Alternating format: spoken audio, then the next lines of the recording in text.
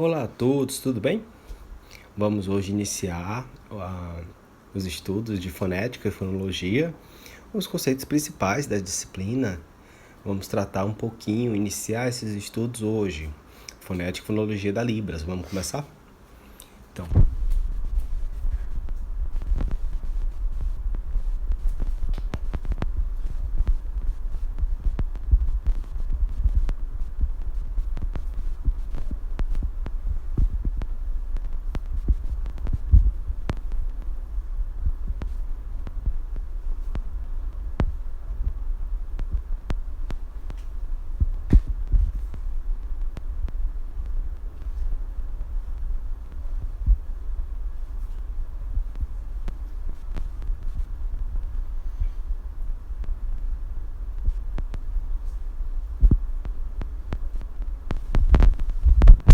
da descrição e análise fonológica da Libras.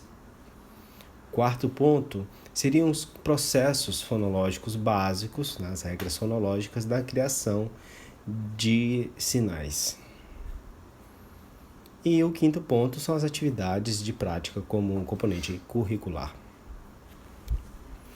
Temos aqui a bibliografia básica, os livros mais importantes da disciplina. Obviamente, eu trouxe também mais leituras que a gente vai tratar na nossa disciplina, mas a gente vai com bastante calma, eu vou passando essas informações para vocês, tá bem? Aqui são alguns livros muito bons. Se vocês puderem, comprem esses livros, tenham a sua biblioteca em casa, bonitinha. E aqui a gente traz um pouco sobre os níveis de análise linguístico, né?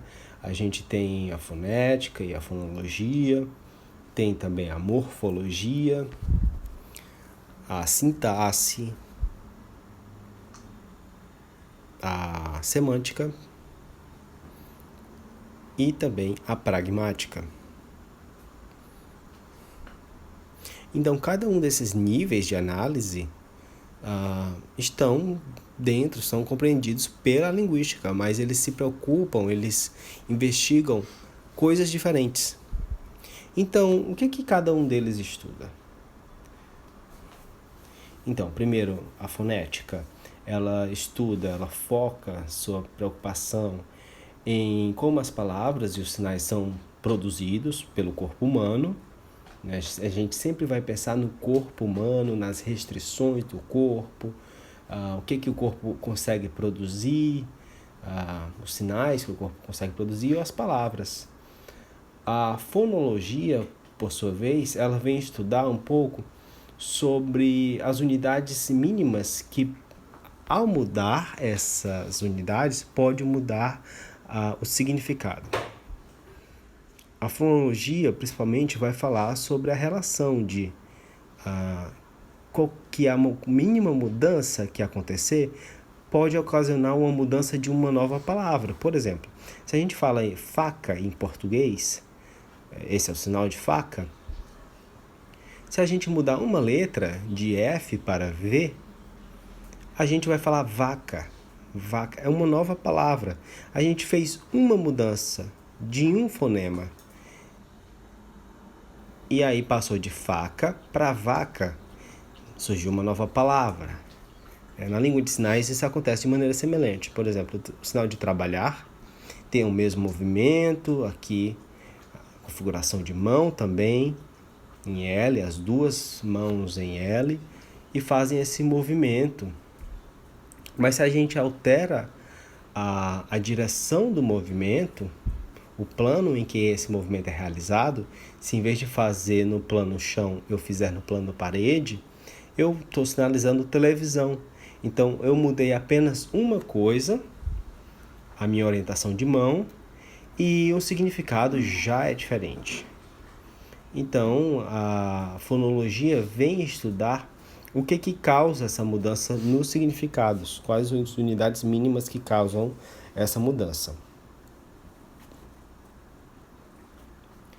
A morfologia, ela vem estudar como é que as palavras e os sinais são compostos por unidades mínimas de significado. Por exemplo, se eu faço sinal de escola, na verdade é uma composição de casa mais o sinal de estudo. Então, quando eu faço escola, eu faço é composto por dois sinais. Então, a morfologia se interessa por esses processos. A sintaxe, como o próprio sinal diz, já se preocupa com frases, com as ordens das palavras, as possibilidades de ordens de palavras ou de sinais. A semântica, por sua vez, significa com o significado, né, dessas palavras ou dessas frases. E a pragmática, ela também se preocupa com o significado, mas em contexto, né? A língua em contexto. Por exemplo, quando há uma alteração devido ao contexto, o significado ser renovado, tomar um novo significado. Se eu fizer só esse sinal, por exemplo, você vai pensar provavelmente num passarinho, ou talvez você fala assim, você viu o que está escrito no... e fizer o sinal de passarinho, você vai entender que eu não estou falando de um passarinho, eu estou falando do Twitter. Mas imagina também que uma pessoa sai do banheiro e eu falo, olha, e faço esse sinal. A pessoa sabe que ela esqueceu o zíper dela aberto. É uma expressão da língua, né? Você esqueceu o seu zíper da sua calça aberto. É uma expressão da língua. Então, a pragmática, ela vai estudar a língua em contexto, em uso, de diversas formas.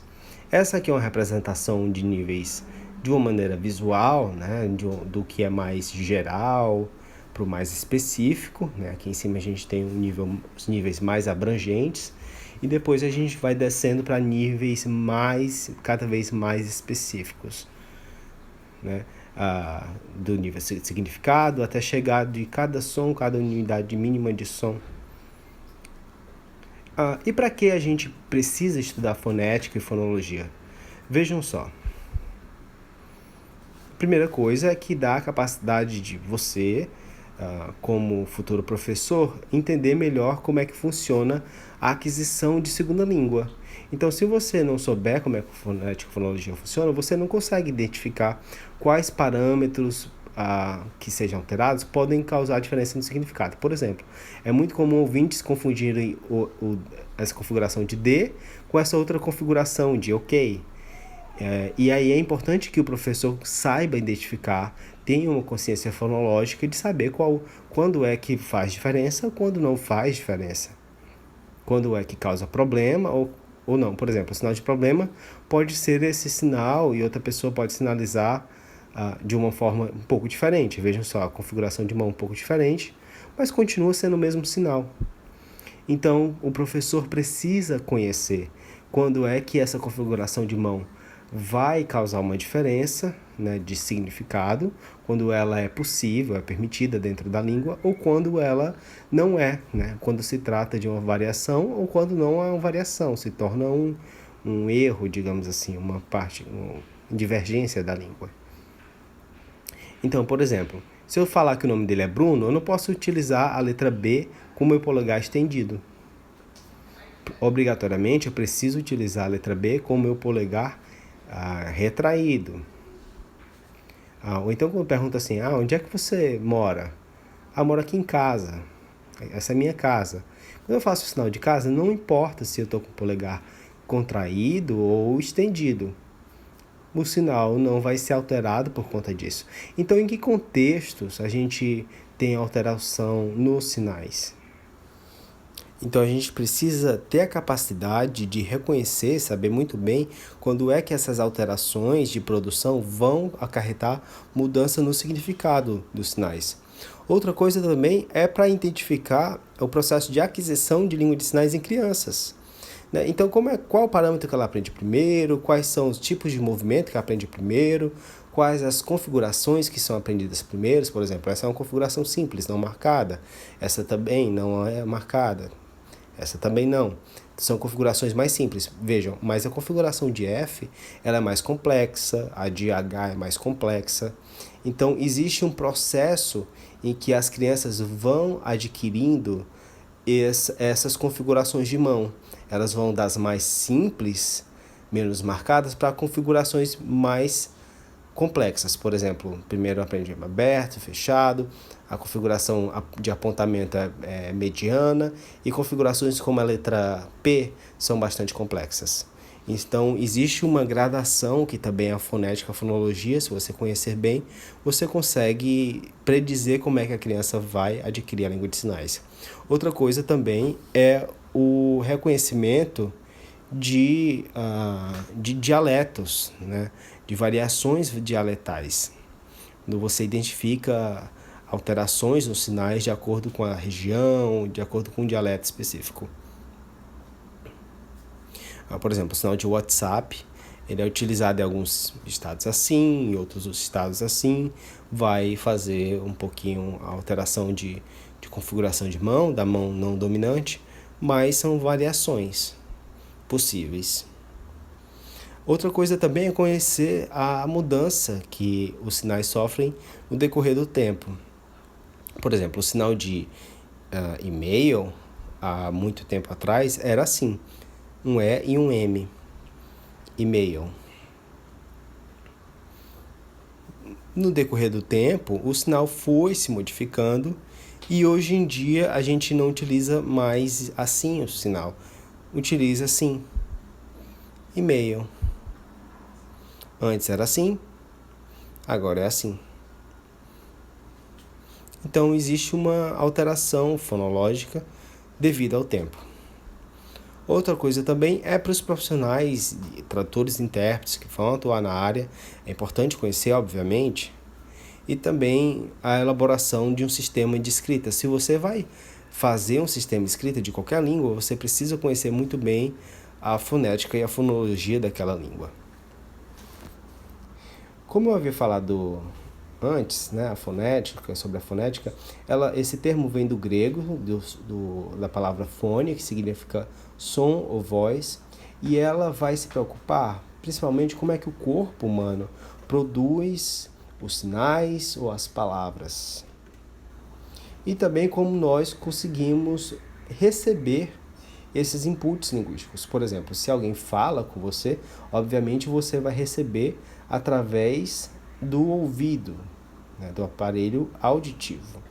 Esse seria o canal de recepção desse input linguístico. E se for em língua de sinais, você vai receber através do canal visual, através dos seus olhos, não é? Mas vejam só, se uma pessoa é surdo-cega, como é que ela vai receber esse input linguístico? Seria através do canal auditivo ou canal visual? Não, através do canal tátil. Ela vai receber essas informações através do toque da pele, sentir o movimento, etc. Então, de expressão a gente tem principalmente as modalidades orais e sinalizadas, e de recepção a gente tem basicamente 3, que é a auditiva, a visual e a tátil. Aqui eu vou falar rapidamente sobre como a fonética articulatória, o que ela se preocupa em descrever, né? Principalmente os sons da fala, como é que são produzidos no aparelho fonador, né? A fonética acústica, ela se preocupa com as propriedades físicas, né? Como é que o som se propaga no ambiente e como é que a pessoa consegue, finalmente, a fonética auditiva, como é que a pessoa consegue receber esse som e processar esse som, né? Então, a língua de sinais seria um pouco diferente, obviamente.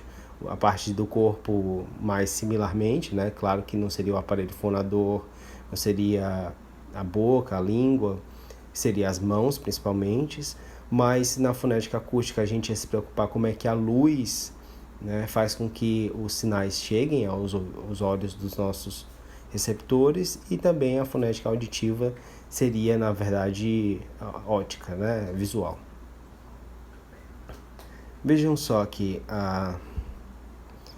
nessa primeira aula eu vou comparar um pouco a fonética e fonologia das línguas orais com as línguas de sinais, porque também é importante saber como é que esses fenômenos acontecem nas línguas orais. Não é o nosso foco, mas é importante a gente saber disso.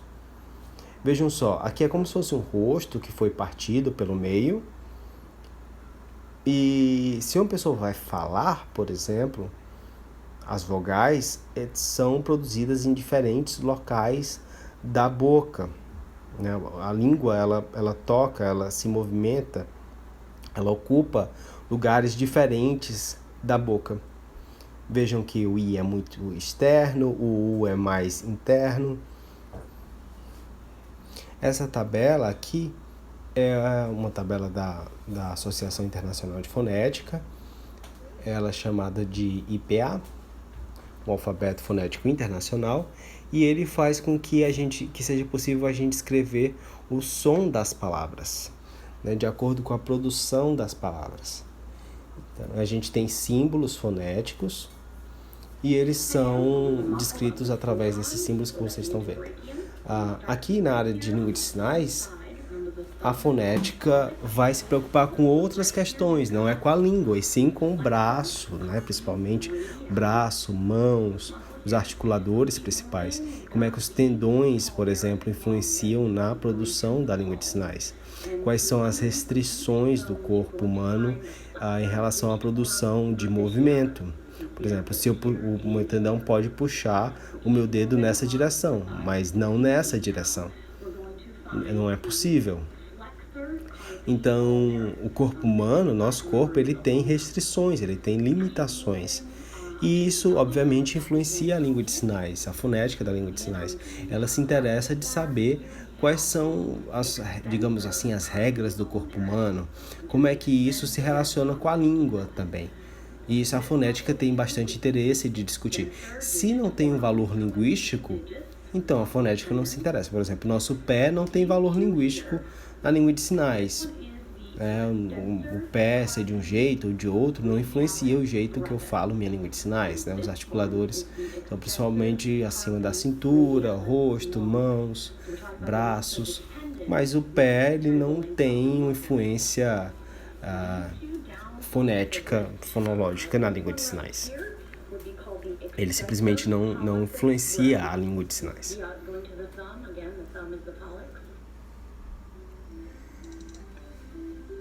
Vejam só também que a boca, dentro da boca, tem um movimento da língua que ele vai depender muito do que a pessoa está fazendo. Por exemplo, a língua tem vários e vários músculos. No momento que a pessoa está falando uma língua diferente ou tocando um instrumento, ela vai se comportar de maneiras diferentes. Aqui está tocando um instrumento. E aqui ela está cantando. Ou falando uma língua diferente. Aqui inglês, alemão, chinês. Então vejam, a língua ela vai se comportar de maneiras diferentes, vai se adaptar ao movimento, dependendo do que ela esteja fazendo. Aqui está o movimento de deglutição, está engolindo algo. E é interessante a gente ver o movimento da língua, né? Um movimento completamente interno. Mas, por exemplo, para a leitura labial, será que isso é eficaz para o surdo?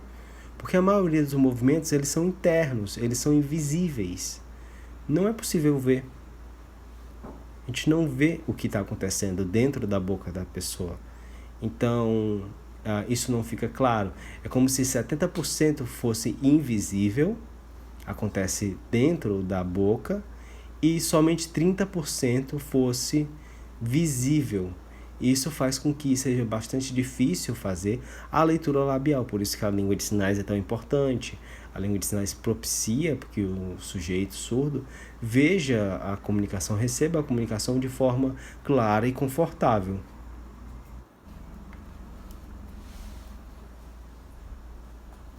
Vejam só, no momento que a pessoa também engole algo, a língua faz um movimento específico também, né, de deglutição. Ou ainda, os músculos da face vão se movimentar de uma maneira diferente. Vejam só. Isso é só um desenho, só uma pintura. Então vejam só, os músculos da face vão se movimentar de maneira diferente. E a fonética tem interesse em saber como é que isso se relaciona com a língua. Vejam só outro exemplo. Desculpa se algumas pessoas não gostam, acham feio, mas a ciência é assim, né? Ela tem interesse de saber e conhecer o corpo humano. Vejam só como esses tendões, eles fazem com que os dedos se movimentem. Aqui uma mão humana.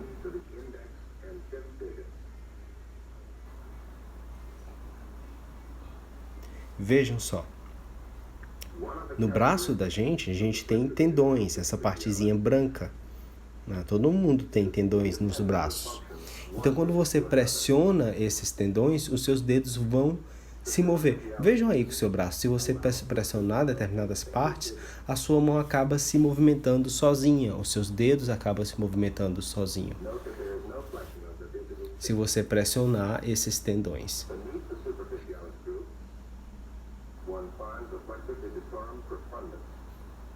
E é o que está acontecendo aqui.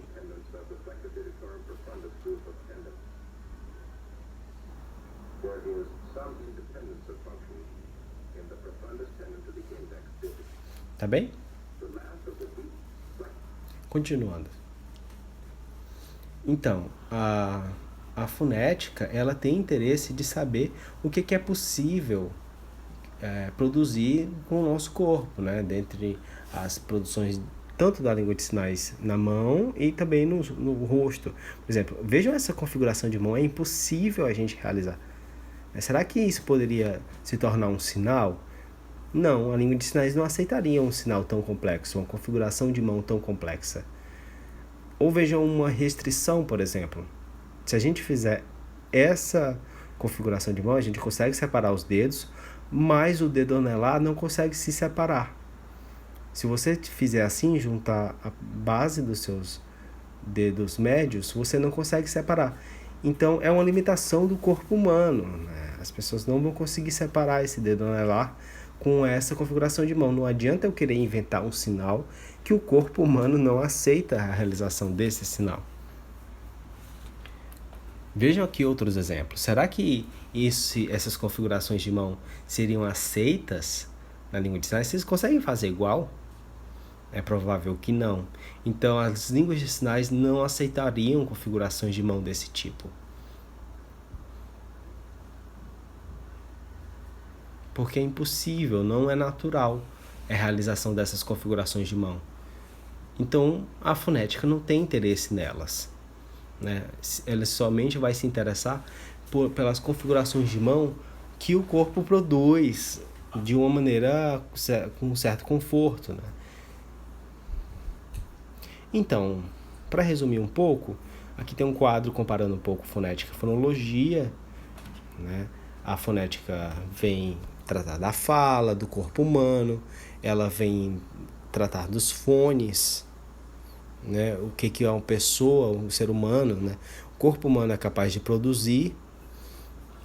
E a fonologia, ela está mais ligada à língua de uma maneira geral, de como o cérebro recebe, processa essas informações, compreende essas informações, atribui significado às informações. É um processo mais cognitivo e mais cerebral. Em resumo, a gente tem esse quadro. Primeira pergunta que a gente vai fazer é ver se esse som ele é produzido pelo corpo humano. Por exemplo, sim, a fonética e a fonologia tem interesse. Por exemplo, digamos que uma pessoa... digamos que o som de um avião é de interesse da fonética e fonologia? Não, porque o som de avião não é produzido por um ser humano. Ou um latido de um cachorro, fonética e fonologia também não vai se interessar por isso, porque não é um som produzido pelo ser humano. Ou um grito de um macaco, a fonética e fonologia não tem interesse, porque não são sons produzidos por seres humanos. A segunda questão que a gente vai ver é se esse som do ser humano ele tem relação a valor linguístico. Por exemplo, se eu coçar o nariz, ou espirrar, ou tossir, não são línguas, eu não estou produzindo língua nesse momento, né? Não são sinais. Eu estou sinalizando e de repente eu coço a cabeça. Esse coçar da cabeça não é língua em si, não é um sinal em si. Então, primeiro a gente vai ver se é produzido pelo ser humano e também se tem valor linguístico. Ou são sons que não têm valor linguístico, como espirro, tosse, ou você coçar a cabeça, o pescoço, ou você bocejar. Isso não tem valor linguístico. Esses sons ou esses gestos não têm valor linguístico. E, em último caso, a gente também vai ver se a substituição, se a mudança desse som causa um novo significado. Se essa mudança continua com o mesmo significado, mesmo com a mudança, então é uma variação de fones, né? São fones de um mesmo fonema. Mas se houver uma modificação de significado, aí a gente está falando de um fonema, ou seja, uma representação cognitiva de um item diferente. Por exemplo, vejam só essa configuração de mão e essa. Casa, o sinal de casa, assim ou assim, tudo bem, com o polegar estendido ou retraído, tudo bem. Nesse momento, para esse sinal, eles são fones diferentes de uma mesma configuração.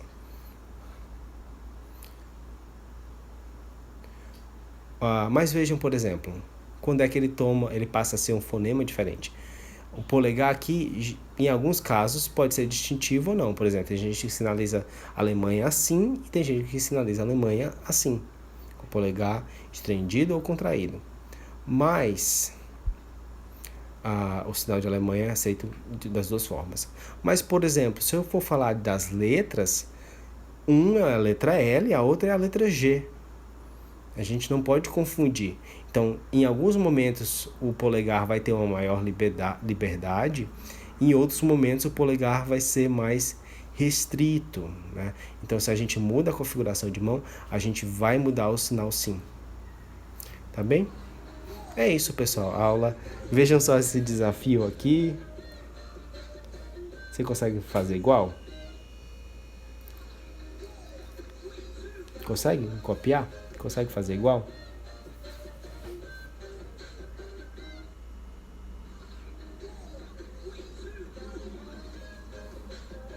Será que isso poderia se tornar um sinal?